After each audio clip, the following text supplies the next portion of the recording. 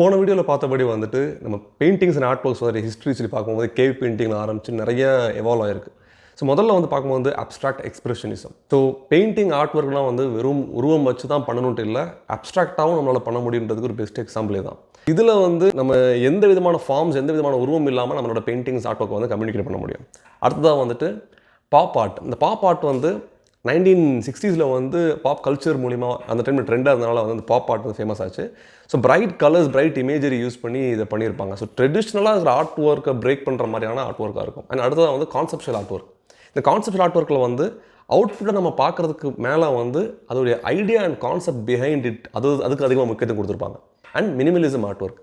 மினிமலாக வந்து minimal brush strokes இருக்கும், நிறைய கைமுயான்னு இல்லாமல் ரொம்ப சிம்பிள் ஃபார்ம்ஸில் வச்சு பண்ணியிருப்பாங்க.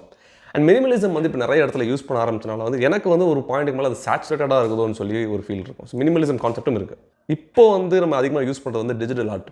ஸோ டிஜிட்டல் ஆர்ட்டில் வந்து நம்ம ஒரு வாட்டி நம்ம கிரியேட் பண்ணிட்டோம்னா வந்து அது ஜஸ்ட் அடுத்த வாட்டி பிரிண்ட் பண்ணுறது மட்டும் தான், எத்தனை வாட்டி நம்ம பிரிண்ட் பண்ணிக்கலாம்.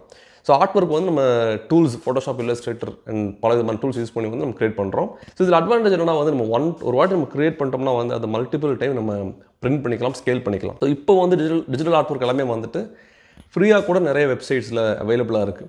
ஸோ உங்களுக்கு பிடிச்ச டேஸ்ட்டில் வந்து நீங்கள் டவுன்லோட் பண்ணிவிட்டு அதை கூட யூஸ் பண்ணிக்கலாம். ஸோ உங்கள் பர்சனாலிட்டிக்கு எது சூட் ஆகுதோ அதுக்கேற்ற மாதிரியான ஆர்ட் ஒர்க் நீங்கள் நெட்லேருந்தே எடுத்து யூஸ் பண்ணலாம்.